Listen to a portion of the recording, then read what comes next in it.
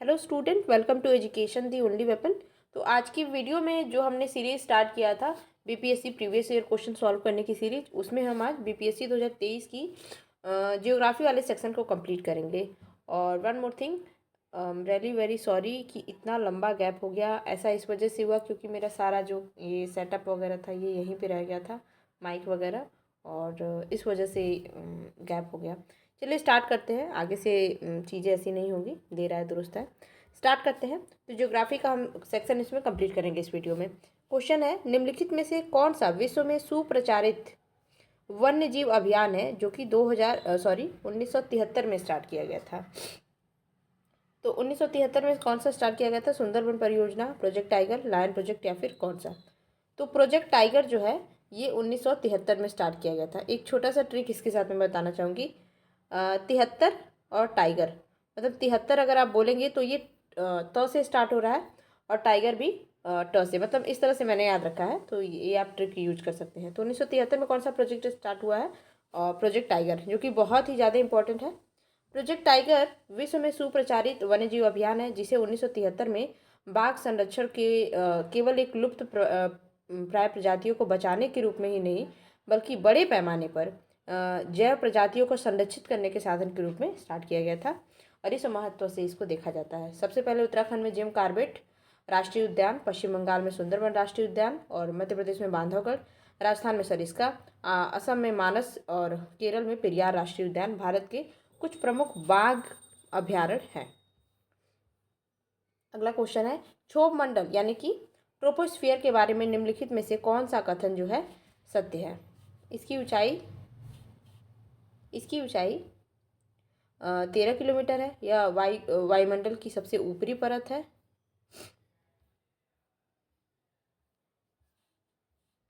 इस परत का तापमान ऊंचाई के साथ बढ़ता है, उपरोक्त में से एक से अधिक, या फिर कोई नहीं? तो इसका आंसर हो जाएगा पहला। क्षोभ मंडल के बारे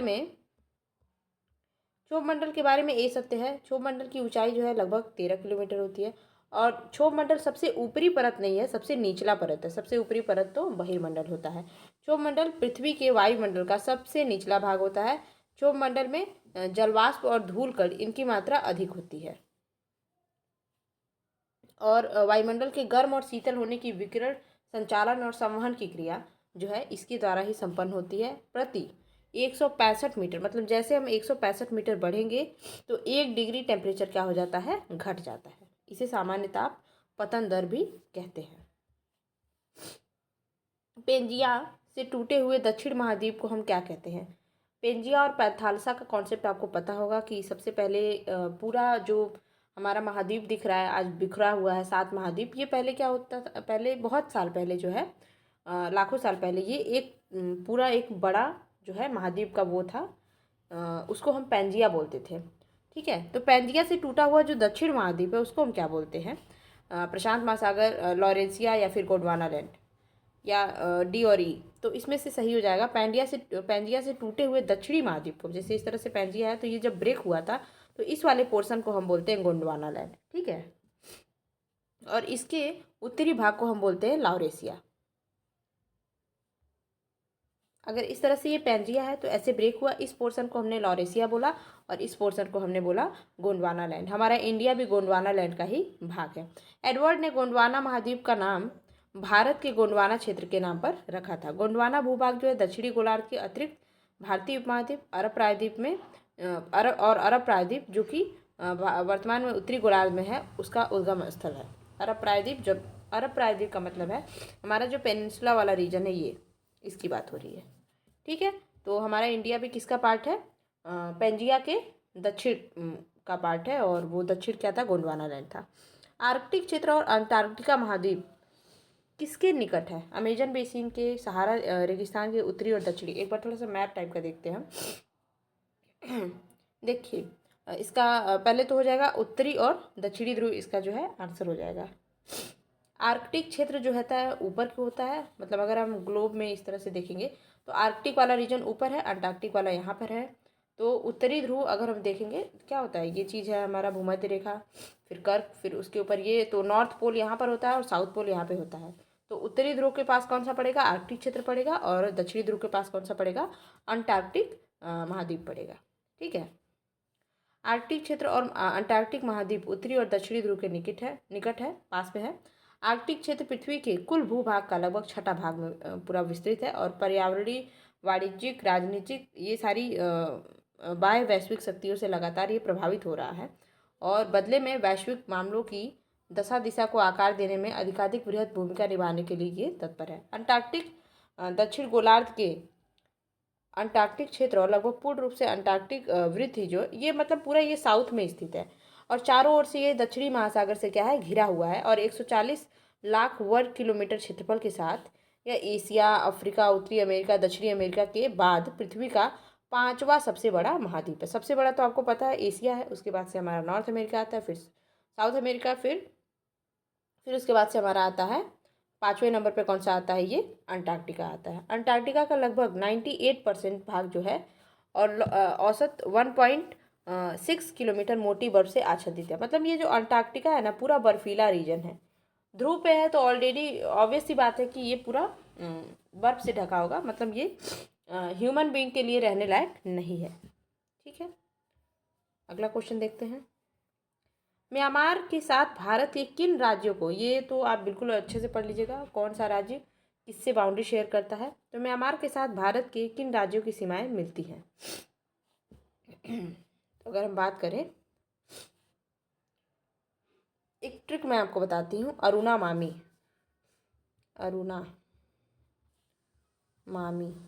इससे आप याद रखें। अरुणा से अरुणाचल प्रदेश हो जाएगा। ठीक है, और यहाँ पे ड जो है इसको थोड़ा सा न करके साउंड करिएगा। अरु से अरुणाचल प्रदेश, ना से नागालैंड, म से फिर मणिपुर और मी से मिजोरम हो जाएगा, अरुणा मामी। ठीक है, तो अरुणा मामी ये ट्रिक याद रखिएगा। सेकेंड ऑप्शन जो है हमारा, ये म्यांमार के साथ क्या करता है, बाउंड्री बनाता है। और भारत जो है म्यांमार के साथ कुल 1643 किलोमीटर की क्या करता है, सीमा साझा करता है। ठीक है, 1 मिनट में इसको यहीं कर देती हूँ, सॉरी। अंडमान निकोबार द्वीप समूह की भी समुद्री सीमा म्यांमार से लगती है। कौन सी सीमा लगती है, समुद्री सीमा लगती है, ये ध्यान रखना है। कोपेन की, मतलब कोपेन ने जो है जलवायु को लेकर के एक क्लासिफिकेशन दिया था, तो उसी वर्गीकरण की बात कर रहा है और ये 11th के एनसीईआरटी में दिया हुआ है। कोपेन के वर्गीकरण की योजना के अनुसार उत्तर प्रदेश और बिहार किस प्रकार के जलवायु प्रदेश में आते हैं। मतलब उन्होंने एक अपना डिफरेंट टाइप का सिंबल वगैरह में दिया है कि हाँ, ऐसे वाले इन्वायरमेंट को हम इस सिंबल से दिखाएंगे, ऐसे वाले को इससे दिखाएंगे। तो ये पूछा है कि हम यूपी और बिहार के मतलब इन्वायरमेंट को, जो हमारा जलवायु है उसको हम कैसे दिखाएंगे। तो हम इसको CWG से दिखाएंगे according to Koppen classification. CWG का पूरा नाम है हमारा उप आर्द्र जलवायु। ठीक है, CWG जो है जलवायु प्रदेश में वार्षिक औसत, इसका एक क्राइटेरिया होता है कि इसमें जो पानी, जो बारिश का एक औसत वो है 60 से लेके 80 सेंटीमीटर तक की यहाँ बारिश होती है। यूपी बिहार में इस टाइप की चीज़ें देखी जाती है और 25 से लेके 30 सामान्य टेम्परेचर रहता है। तो ये भी आप याद रखिएगा, CWG वहीं पे हम बोलेंगे जहाँ पे लगभग 60 से लेके 80 सेंटीमीटर की बारिश होती है और 25 से लेके 30 जो है क्या रहता है, टेम्परेचर रहता है। कोपेन के क्लासिफिकेशन के वर्गीकरण में अनुभविक पद्धति का व्यापक प्रयोग किया गया है। कोपेन ने सबसे पहले 1918 में और पूरी तरह से 1936 में पूरे वर्ल्ड का जो है एक क्लाइमेटिक क्लासिफिकेशन किया था। इन्होंने टेम्परेचर और बारिश कैसे होती है वहाँ पे, वर्षा के कुछ निश्चित मानदंडों को देखते हुए जो है, और वहाँ का जो वनस्पति वगैरह है उसके वितरण से संबंधित चीज़ों के आधार पर वर्गीकरण दिया था। कोपेन ने जलवायु के 5 मुख्य वर्ग बनाए थे, मेन 5। प्रत्येक वर्ग को इन्होंने इंग्लिश के वर्ड से बताया था, ABCDE द्वारा इंगित किया था। 5 अल्फ़ाबेट के जो फर्स्ट 5 लेटर है उससे दिखाया था इन्होंने। इन जलवायु समूहों को तापक्रम एवं वर्षा की मौसमी विशेषताओं के आधार पर इन्होंने विभाजित किया था और उन्होंने अंग्रेजी के छोटे अक्षर द्वारा अभिहित किया था। ठीक है, उप प्रकारों को। कोपेन ने शुष्कता वाले मौसम को छोटे अक्षर से FMWS, किससे, FMWS से डिनोट किया, किसको, शुष्कता, जो ड्राई रीजन है उसको। और इसमें इन्होंने F शुष्क मौसम के न होने को, मतलब जब आपको ड्राई, अगर जिस रीजन में यहाँ पे ड्राई रीजन नहीं है, मतलब वहाँ पे सूखा जैसा रीजन नहीं है, तो उसको इन्होंने F से शो किया था। और जहाँ पे मानसून है वहाँ उसको M से शो किया था। ठीक है, जहाँ पे शुष्क शीत है, ठीक है, ड्राई कोल्ड रीजन है, उसको W से शो किया था। और जहाँ पे शुष्क ग्रीष्म है, यानी कि क्या है आपका सूखा गर्मी पड़ता है इस टाइप का, ठीक है, मतलब मॉइस्ट कंडीशन नहीं है, उसको इन्होंने स्मॉल एस से दर्शाया था। साथ ही ABCD का प्रयोग इन्होंने टेम्परेचर की उग्रता वाले भाग, मतलब जहाँ पे हाई टेम्परेचर है उसको शो करने के लिए ABCD का ध्यान रखा था। तो आप बस इतना सा याद रखेंगे कि इन्होंने ड्राइनेस को दिखाने के लिए, ड्राइनेस है, कम है, अधिक है, इसको दिखाने के लिए FMWS का प्रयोग किया था। और टेम्परेचर को दिखाने के लिए इन्होंने ABCD का प्रयोग किया था, स्मॉल वाला, ठीक है। और वर्गीकरण जो है इन्होंने कैपिटल लेटर के ABCDE से दिखाया था। The next question is, Bharat की क्षेत्रीय सीमा तट से कितने समुद्री मील तक की समुद्र की ओर विस्तृत है। मतलब देखिए, अगर आप गुजरात वाले रीजन से यहाँ से जाइए और इस तरह से जाइए, यहाँ पे लगभग मतलब आंध्र प्रदेश, ये पश्चिम बंगाल, यहाँ वाला ये सब जो है ये आपका पानी में ही डूबा हुआ रीजन है पूरा सब, इसीलिए हम इसको प्रायद्वीप कहते हैं। प्रायद्वीप मतलब 3 ओर से जल से घिरा हुआ भाग लैंड का। तो ये बोल रहा है कि इस पानी में भी भारत कितने दूर तक जो है, कितने दूर तक भारत का रीजन है जहाँ पर वो क्या कर सकता है, अपना चीज़ें कर सकता है। मतलब पानी में भी बहुत सारे काम होते हैं जो भारत का अपना रीजन कहाँ तक वो बोल सकता है। तो इसके लिए जो है पानी में जब हम किलोमीटर को देखते हैं तो वहाँ पे नॉटिकल मील होता है, समुद्री मील होता है, उसमें दिखाया जाता है। तो ऑप्शन में है, पहला है 10 समुद्री मील, दूसरा है 16 समुद्री मील, तीसरा हमारा ऑप्शन है 12 समुद्री मील, या फिर डी और ई ऑप्शन। तो इसका आंसर हो जाएगा 12 नॉटिकल मील, जो 12 समुद्री मील तक जो है भारत की क्षेत्रीय सीमा से 12 समुद्री मील तक जो है हमारा क्या होता है, ये इंडिया का रीजन है। यहाँ तक जो है भारत का संपूर्ण अधिकार है, यहाँ तक भारत का क्या है, संपूर्ण अधिकार है। इसको हम बोलते हैं मेरी टाइम जोन एक्ट के तहत जो है ये 1976 में पारित हुआ था 25 अगस्त को। और इस अधिनियम के अधीन जो है भारत ने 2.01 लाख वर्ग किलोमीटर समुद्री क्षेत्र का दावा किया है, जिसमें कि भारत को समुद्र में जीवित अजीवित दोनों ही संसाधनों के रिसर्च से, दोहन से, मतलब भारत फुल्ली यूज कर सकता है उसका, वो उसके ऊपर भारत के ऊपर डिपेंड करता है। तो कितना, 12 समुद्री मील, ये याद रखना है आपको। नेक्स्ट क्वेश्चन है, भारत में निम्नलिखित में से कौन सी नदी घाटी कोयले के भंडारों से समृद्ध है। होता है ना, तो हम ये अब देखिए कितना अच्छा क्वेश्चन है। आपको ऊपर देखिए समुद्री मील का वो बताया कि हाँ इतना समुद्री मील भारत का। अब आप सोचेंगे उसमें यूज क्या करेगा, तो इसी तरह के दोहन के लिए अब समुद्र के नीचे आपको कोयले का भंडार, पेट्रोल, क्रूड ऑयल, ये सब मिलता है ना। तो कोयले के भंडार से संबंधित यहाँ क्वेश्चन आ गया। अब हमको उसका आंसर भी मिल गया कि हम समुद्र में क्या काम करते हैं, यही सब काम करते हैं। तो ये पूछा है कि कौन सी नदी घाटी है, तो इसका आंसर हो जाएगा हमारा उपरोक्त में से एक से अधिक, क्योंकि महानदी, दामोदर घाटी, सोन नदी घाटी, ये तीनों से ही हमें क्या मिलता है, कोयले का भंडार मिलता है। क्योंकि ये तीनों किस रीजन में आती हैं, आपके झारखंड, छत्तीसगढ़, उड़ीसा वाले रीजन में आती हैं, इसलिए कोयले का ये भंडार है। ठीक है, कोयला उत्पादन में भारत 6ठे नंबर पे है। ये बहुत ही इंपॉर्टेंट है कि विश्व में भारत का क्या स्थान है। नेक्स्ट क्वेश्चन है, ग्रीष्म ऋतु के अंत में, गर्मी के मौसम के लास्ट में जो पूर्वी मानसून वर्षा होती है, जो केरल और कर्नाटक के तटीय क्षेत्र में एक सामान्य घटना है, इसको स्थानीय रूप से हम क्या बोलते हैं। ठीक है, जब गर्मी बीतती है तो लास्ट में वहाँ पे क्या होती है, ईस्टर्न आती है, मतलब पूर्वी मानसून आती है, वर्षा होती है, तो वहाँ के लोग स्थानीय रूप से इसको किस नाम से बोलते हैं, मैंगो सावर्स बोलते हैं, ब्लॉसम सावर्स बोलते हैं, नॉर वेस्टर्स बोलते हैं, तो क्या बोलते हैं, इसको बोलते हैं मैंगो सावर्स। ठीक है, तो ग्रीष्म ऋतु के अंत में पूर्व में मानसून वर्षा होती है, जो केरल और कर्नाटक के तटीय क्षेत्र में एक सामान्य घटना है, इसे स्थानीय रूप से हम मैंगो सावर्स के नाम से बोलते हैं, जाना जाता है इसको। क्योंकि यह वर्षा समय से पहले ही पेड़ों को, आम को क्या करती है, पेड़ों से गिरने से रोकती है और पकने में सहायता करती है, इसलिए मतलब ये आम के लिए फायदेमंद है, इसलिए इसको मैंगो सावर्स बोल दिया।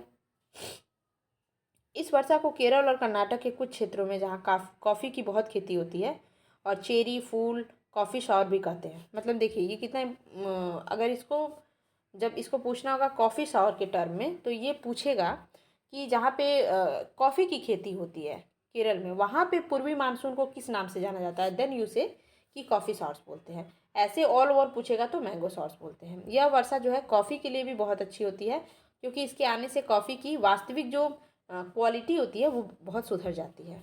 अगला क्वेश्चन है, वातावरण मुख्य रूप से किसके द्वारा गर्म होता है, दीर्घ तरंग स्थलीय विकिरण से, लघु तरंग विकिरण से, परावर्तित सौर विकिरण से, या डी फिर ई। आपको पता ही है ये वाला टर्म आपने ग्रीन हाउस इफेक्ट वाले में पढ़ा होगा, ग्रीन हाउस गैस में। तो इसका आंसर हो जाएगा जो लॉन्ग रेंज जो विकिरण होता है, लॉन्ग रेंज रेडिएशन जो होता है, दीर्घ तरंग स्थलीय विकिरण के द्वारा जो है हमारा इन्वायरमेंट सबसे ज़्यादा गर्म होता है। सूर्य से पृथ्वी तक पहुंचने वाली जो सोलर रेडिएशन होती है उसको पहली बात तो हम सूर्य तप कहते हैं, ये तो ईजी सी बात है। यह ऊर्जा लघु तरंग दैर्ध्य के रूप में पृथ्वी पे आती है सूर्य से। जस्ट सपोज ये हमारा पृथ्वी है, ओके सॉरी, ये पृथ्वी है और ये हमारा सूरज है। यहाँ से विकिरण निकली तो सूरज से जब पृथ्वी पे विकिरण आती है तो ये आती है शॉर्ट वेव के रूप में आती है, ठीक है। पर ये दोपहर 12 बजे के समय पृथ्वी सर्वाधिक सूर्य ताप एक्सेप्ट कर लेती है, रिसीव कर लेती है, किंतु दिन का अधिकतम ताप जो है 2 से 4 बजे के बीच में होता है, क्योंकि ताप को ऊर्जा में, अब पहले ये बात तो हम बाद में पढ़ेंगे, पहले ये समझिए। सूर्य से जो रोशनी आती है इसको पृथ्वी रिसीव करती है शॉर्ट वेव रेडिएशन के रूप में, पर ये जो जाती है इधर से इसको रिसीव करती है ये लॉन्ग वेव रेडिएशन के रूप में, ठीक है। अब हम आगे पढ़ेंगे। तो पृथ्वी की सर्वाधिक सूर्य तब वो कब रिसीव करती है, 2 से 4 बजे के टाइम में, क्योंकि इस टाइम क्या होता है, ताप ऊर्जा में परिवर्तित होती है। अब यहाँ पे एक और बात मैं बता दूँ कि जो ये शॉर्ट वेव रेडिएशन आती है और ये लॉन्ग वेव रेडिएशन में चेंज हो जाती है जाने के टाइम में, ठीक है। अभी होता क्या है कि बहुत ज़्यादा ग्रीन हाउस के वजह से जो है हमारा CO2 जब ज़्यादा लेवल में बढ़ जाता है, या जो हमारा GHG है, ग्रीन हाउस गैस ज़्यादा बढ़ जाता है, तो क्या होता है वो एक लेयर बना देते हैं हम सब, जिसकी वजह से पृथ्वी से जो लॉन्ग वेव रेडिएशन वो जा नहीं पाती है और हमारा पृथ्वी का जो एटमॉस्फेयर है जितना गर्म नहीं होना चाहिए उससे ज़्यादा गर्म हो जाता है। इफेक्ट क्या होता है कि भाई ग्लेशियर पिघलने लग रहे हैं, ये सारी चीज़ें देख रही है, देखने में आ रहा है, और सी लेवल बढ़ता जा रहा है, तो ये हमारे क्लाइमेट को कहीं ना कहीं से बहुत ज़्यादा इफेक्ट कर रहा है। इसी वजह से बोला जाता है कि ग्रीन हाउस गैस जहाँ से भी रिलीज होता है, ये CFC वगैरह है, उसको कम किया जाए। तो यहाँ हमने जो है जियोग्राफी वाला सेक्शन कंप्लीट कर लिया है। नेक्स्ट वीडियो भी आपको जल्द ही मिल जाएगी। अगर वीडियो आपको अच्छी लगी है जेन्युइनली तो चैनल को सब्सक्राइब कर लें और नोटिफिकेशन बेल को ऑन कर दीजिएगा। और इसका PDF मैंने ऑलरेडी टेलीग्राम में डाल दिया है, लिंक मैं नीचे दे दूँगी। पढ़ाई करते रहें, बेस्ट ऑफ लक।